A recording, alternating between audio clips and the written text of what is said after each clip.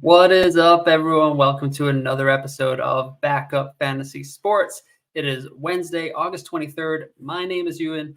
And on today's episode, we're going to get into some FPL, Fantasy Premier League, with a Game Week 3 preview, team selection, the big topics that we're all thinking about as we head into the third game week of this pretty new season still. But we're going to get right into it today. Just a quick review of my team here. 57 points all out. I did captain Mo Salah. 4 returns out of my 11 guys. Still no money in the bank, and moved up a little bit in the world here. I think I cut it in half. Stupinan return. Chilwell with 1. Gabriel continues to be benched. Phil Foden was amazing on Saturday night. Saka off penalties. That's something to think about. Salah missed a penalty. Another thing to think about. Rashford disappointing, Haaland blanked, João Pedro started on the bench, Brian Mbeumo, hero of the week, and grabbed another penalty. Matt Turner couldn't come through on Friday night against Sheffield United either, but that's where I am standing right now. Feeling pretty good about the start to the season. Would have loved Salah to turn a little bit more against Bournemouth at home, but that may be the last time I need to deal with Mo Salah for a little bit. Game Week 3 preview with the fixtures here. We've got Chelsea Luton on Friday night. These are all UK time. Then on Saturday, we've got a little lunchtime football with Bournemouth Spurs. Then it's Arsenal Fulham, Brentford Crystal Palace, Everton Wolves, Man United Nottingham Forest at the Saturday 3 p.m. games, Brighton West Ham as the evening match. Then on Sunday, it's Burnley, Aston Villa, Sheffield United, Man City, and Newcastle versus Liverpool is the Super Sunday game, if they still call it over there in the UK. Game Week 3 preview with the fixture ticker here. Chelsea top it. They are going to be very popular this week. We're going to talk about them a little bit later on. Man City comes in second here with Sheffield United, Fulham, West Ham, Nottingham Forest, and that is too small. Wolves there we go. Luton next, but we're not really considering them. Arsenal still with a good run, and Brentford rounds out the top 5. So if you have Yohan Wissa or Brian Mbeumo, hold on to those assets. The bottom 5 teams for the next 5 game weeks here are going to be Bournemouth, Fulham, West Ham, Nottingham Forest, and, oh my goodness, Sheffield United. I'm going to have to make those tables bigger from now on. First big topic of the week here is sleeping on City. Have we been sleeping on Man City? Are we going to continue sleeping on Man City? These are things that we need to think about with our Game Week 3 transfers. I have 2 free transfers in the bank, and I am contemplating taking a hit this week, trying to be aggressive, get on these City and Chelsea assets a little bit earlier than everyone else can. I've got Mo Salah as my cash cow, 12.5 million. Don't feel good with him against Newcastle at all, and really just Mo looked pretty sharp in Game Week 1, but Game Week 2 was a little bit more worrying. He might be off penalties now. That's 3 misses in a row, so certainly something to think about here. But here is Phil Foden. He was spectacular on Saturday night against Newcastle. Probably should have had a couple more assists if Erling Haaland had the magic touch like he usually does. Just abandoned him a little bit on Saturday. So this is couple of stats here, and the midfield rank is out of all of the 6.5 million midfielders and above, which is 34 players in the game right now. So just wanted to clarify that. FPL point 12, top 10 there. Price has gone up from 7.5 to 7.6. He's in over 10% of teams now. Last week he was in 8, so he has been bought up by some early transfers. Expected goals, 0.6. Expected assists, 0.64. XGI, 1.25. In the top 12 for all of those. But with Kevin De Bruyne out injured, it does seem that Foden is going to be in the Man City team for the foreseeable future, which is, of course, a jinx, which means he will be on the bench for Game Week 3. But I still think Foden is worth a buy if you have that luxury transfer, if there aren't any bigger holes that you have to fill in your squad right now. He seems to be, I think he's the second best asset behind Erling Haaland. And I think he is ahead of Julian Alvarez, because we have to look at these fixtures here that City are coming up. They were second on the fixture ticker, as you just saw earlier, but Sheffield United, Fulham, West Ham, Nottingham Forest, and Wolves. City could keep 4 clean sheets in that, maybe even 5. We'll take 3, but those are good attacking fixtures. Erling Haaland's going to get a bunch of goals, but everyone has Erling Haaland. He is 91% owned in the game. So you really need to get more pieces of City if you want to take advantage of this fixture run, because Haaland is not going to cut it. Your green arrows are going to be like below 200 places or something like that. So definitely try to get more City assets. Julian Alvarez here in the picture is tempting, but he is also another forward. There are several forward options that we need to think about moving forward. So I'm not so hot on Alvarez right now, just with doubling up on him. But if Haaland were to sit, he would certainly be in my thoughts. On to ranking the City assets here. So I got Foden first. He's apparently back in the good books of Pep. He looked incredibly creative on Saturday night, and his underlying stats are pretty good. Josko Guardiola here, flexible at the back. There's a great Twitter thread that I cannot remember who did it, but if you type in Guardiola positioning, it will come up there, just showing how flexible he can be in City's back line, that he shouldn't really be benched. There's no Champions League for now, so City should be fairly stable. John Stones is going to be injured through the first international break, and there are fantastic fixtures here. And third is Julian Alvarez. He has honestly an unlimited ceiling. If Haaland was going to miss a game, I think everyone would be trying to get on Alvarez. So that's why he's third. He already has 2 returns in 2 games as well. So certainly a player in my mind, but I may opt to go with the defender here since I already have Foden. I already have Haaland. I'm not sure if the triple City route is where, or in the attack is where I want to go right now. So I am leaning to the new signing over the second-year Man City player. Moving on to another team here with great fixtures. It's going to be the boys at Stamford Bridge. Chelsea, just look at this run. Luton, Nottingham Forest, Bournemouth, Aston Villa could be a tough one. Fulham and Burnley. You could go in a lab and try to get, you could not come up with a better run than this. 3 of the next 4 at home. Luton's newly promoted. Forest came up last year. Fulham look miserable. Burnley came up this year. So massive interest in the Chelsea assets right now. So I picked 6 of them and kind of just went through the stats here. So Chilwell, Colwell, Enzo Fernandez, Gusto, Nico Jackson, and Raheem Sterling. Chilwell's already up to 5.7. He's been very popular since his game week 1 performance. He's played 150 minutes, barely made it past the 60-minute mark on Sunday, but he still did. 1.1 expected goal involvement and 8 FPL points. Colwell was seemingly very safe, but he hasn't been super impressive in the first 2 games, so he may be at risk. So I wouldn't invest there, but he is still an option to consider just because he's 4.5.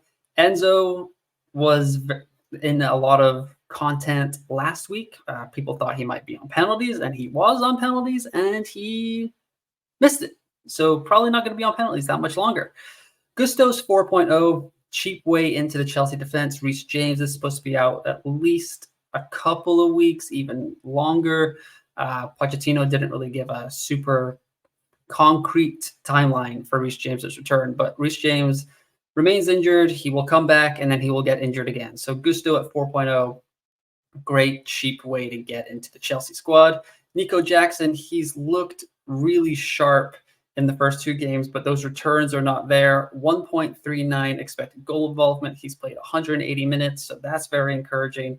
I know Broha was pictured in training this week, but I'm not sure if he's going to become right back into the squad and really challenge Jackson.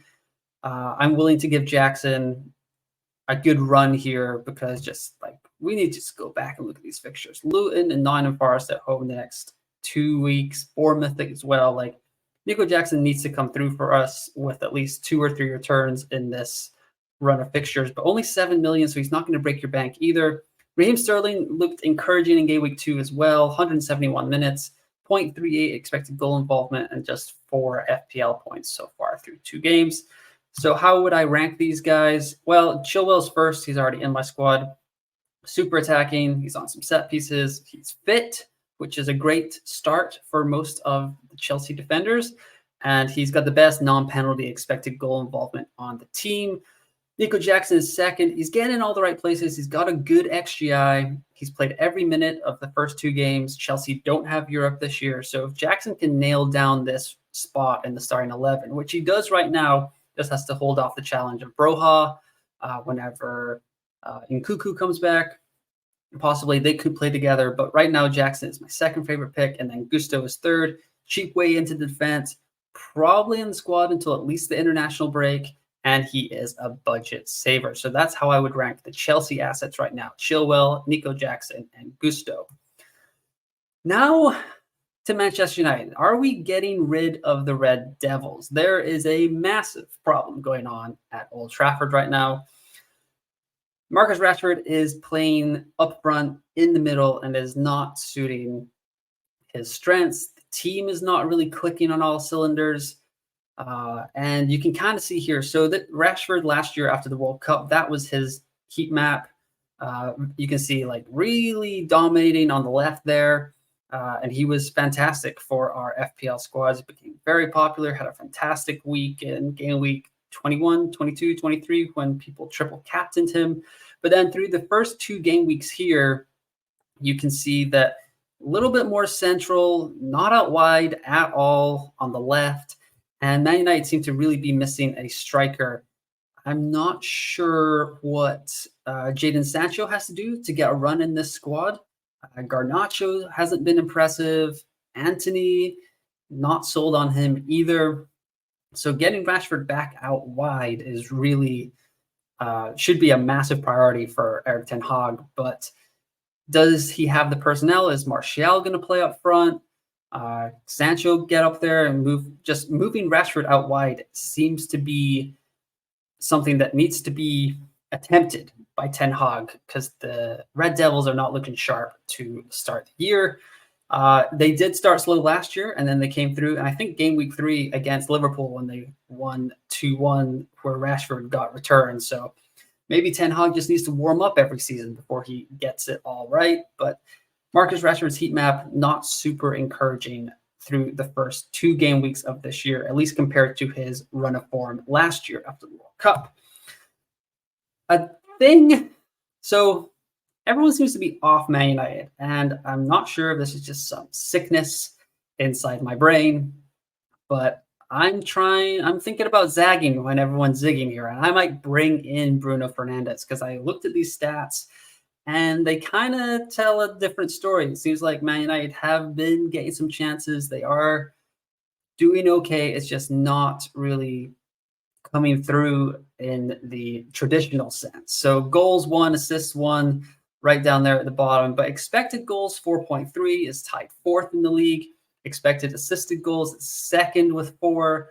But as you can see there, they are the unluckiest team right now in the league through 2 games. These are from fbref.com, these stats. So Man United creating chances. They look dangerous against Tottenham. If they had gotten that first goal, Rashford had been able to convert one of those early chances. It could have been a totally different story.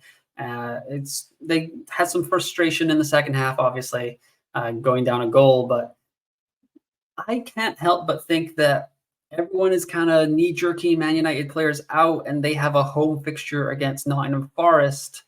Kind of feels like a good time to get them in, especially with this kind of run of fixtures that everyone seems to be ignoring. Yes, that Arsenal game is going to be difficult. Yes, everyone already has Man United and Arsenal assets, so you're kind of playing against each other. But that game was 3-2 last year. And like Rashford got a goal, maybe 2 goals. I don't even remember at this point. But this run is still pretty good. Nottingham Forest at home. Brighton are very open. They're very attacking. That could be a very high-scoring game. Burnley on the road. Crystal Palace at home. Brentford at home. And Sheffield United away. So Man United could be a good hold. I think with the way the FPL goes, we kind of overreact to a couple of game weeks. The sample size is not that big. And we have this beautiful fixture staring us right in the face here. Man United at home against Nottingham Forest. Like, that's one of the better fixtures in the league. I know Forest are slightly improved. They look pretty good against Sheffield United, but they still let in a goal. Man United should score if Man United do not put 2 or 3 past Nottingham Forest this week. We can start to sound the alarm and really freak out about them. But I can't help but feel like Bruno might be a good 1-week punt with everyone getting him out. I might bring him in for a hit. It's crazy, but that's kind of how I'm leaning right now. So while everyone is off of the Red Devils, I might be bringing them in. Rashford, just to see. I don't think they can keep like this for too long. So definitely interested to see how Man United do on Saturday, but I might bring them in. My team predictions this week. So on the left here is what I'm thinking about doing. I'm thinking about getting rid of Mo Salah, thinking about getting rid of Archer, thinking about getting rid of Baldock, and I'm going to bring in Gvardiol, Nico Jackson, and Bruno Fernandes. FPL Reviews got me at 64.1 points. Scouts got me at 62, and Fantasy Football Hub has me at 69. I think Fantasy Football Hub double counts their captain's points because they just have some ludicrous numbers compared to the other two. Have to do some more research on that. But I do have 2 free transfers, so that would give me a 4-point hit, but it would allow me to attack this great run of fixtures for City. For Chelsea, I'd be tripled up on City. I'd be doubled up on Chelsea. I'd still have 2 United attack, 2 Arsenal. It does fix a hole. I think it makes my team overall more flexible because I keep João Pedro. I keep Gabriel, who's still a problem, but I can play 4-4-2. I can play 3-4-3. If I know João Pedro's starting, I can play 3, or I can play 4-5-1 if Gabriel gets his place back. So this hit kind of gives me flexibility in my squad. I can also kind of go to Gabriel once a Estupiñán's tougher fixtures come in. Maybe get rid of a Estupiñán if Gabriel gets back in the squad. They've got Timber out for the year. Tomiyasu is suspended. Zinchenko might be back soon. So you can certainly hope that Gabriel comes back. But this kind of plugs a hole that I have in the defense, kind of switches up, gets rid of Mo because I'm not super impressed with him. And Newcastle is a tough fixture. Gives me a 1-week punt on Bruno. Still gives me enough flexibility to almost go to any other asset I want in the game in midfield, maybe a Luis Diaz, a Diego Jota after this game week, and it kind of beefs up the attacking line as well. Almost all of those guys are going to play every single week. Pickford, still a weak point, but it is what it is. I really don't want to waste a transfer on a goalkeeper right now. I'll save that for my wild card. FPL Review. This is the top 2 options that they put out for my team here. Salah to Odegaard, Foden to Fernandes. Don't really like getting rid of Foden with that. I think they have him as a low X minutes guy, 65 minutes or so, but not sure I agree with that right now. Salah to Odegaard is interesting. Odegaard did take that penalty against Crystal Palace on Monday night. It seemed to catch everyone by surprise. It came out that Odegaard asked Saka during it, and Saka just gave it to him. So there you go. And then the second option is Salah to Odegaard again and Pedro to Jackson. So it's got 2 of my transfers in there, getting in Fernandes, getting in Jackson. So I'm on the same wavelength as FPL Review. So that's always encouraging. And then over here on Fantasy Football Hub, they have me selling Gabriel, bringing in Colwell, which is not super exciting at all, and then getting rid of Kabore and bringing in Botman. Those are what they want me to do this week, but definitely won't be going with this. But that'll do it for Game Week 3 preview of Fantasy Premier League. Forgot to mention the top, follow me on Twitter at @UIN_OR_UOut. We are putting out a bunch of FPL content, English Premier content on rotoballer.com. We've got the Game Week preview out already. The rankings will be out later this week, as will Jamie Steed's betting column. So you can certainly go there. And then Brandon will have his DFS picks out on Saturday morning. So certainly go there if you want to get in some more Premier League action. And yeah, you can like this video, subscribe to the YouTube channel or the podcast if you're listening on the podcast, so that you are notified every time there's a new episode. Fantasy F1 is back this weekend. I already did a video for that, the Dutch Grand Prix. And this will be, the third game week preview of the season. And it's going pretty well. So any likes or comments, greatly appreciated. But once again, thanks for listening. Have a great game week, and I will talk to you next time.